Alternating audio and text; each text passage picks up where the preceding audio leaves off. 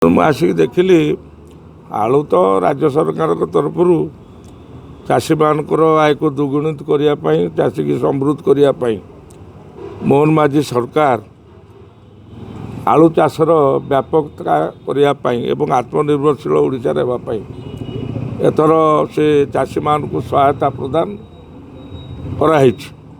ସେ ଉଦ୍ଦେଶ୍ୟରେ ଆଳୁ ଚାଷୀମାନଙ୍କୁ ବିହନ ବଣ୍ଟନ ବ୍ୟବସ୍ଥା ହେଇଛି।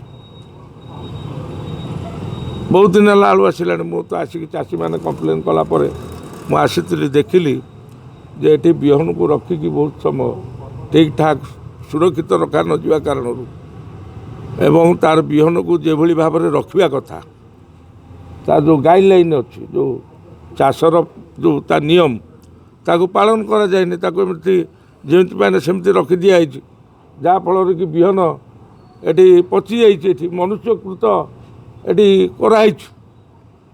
ଆଜି ଏଠି ଅଫିସରମାନଙ୍କର ଅବହେଳା କାରଣରୁ ବିହନ ପଚିଛି, କିନ୍ତୁ ସରକାର ଠିକ୍ ଠାକ୍ ଢଙ୍ଗରେ ଦେଲେଣି, କିନ୍ତୁ ଚାଷୀମାନଙ୍କୁ ଠିକ୍ ସମୟରେ ଯେଉଁ ଦେବା କଥା ଦିଆଯାଇନି। ସେଥିପାଇଁ ଏ ଅବ୍ୟବସ୍ଥା ହେଇଛି। ୟା ବିରୁଦ୍ଧରେ ଦୃଢ଼ କାର୍ଯ୍ୟାନୁଷ୍ଠାନ ଗ୍ରହଣ କରାଯିବ। ଯେଉଁମାନେ ଏଇ ଆଳୁ ଆଜି ଯେଉଁ ବିହନ ପଚିଛି ତା ବାବଦରେ ସମ୍ପୃକ୍ତ ଅଧିକାରୀମାନଙ୍କ ବିରୁଦ୍ଧରେ ପୁରା ତଦନ୍ତ ହେବ।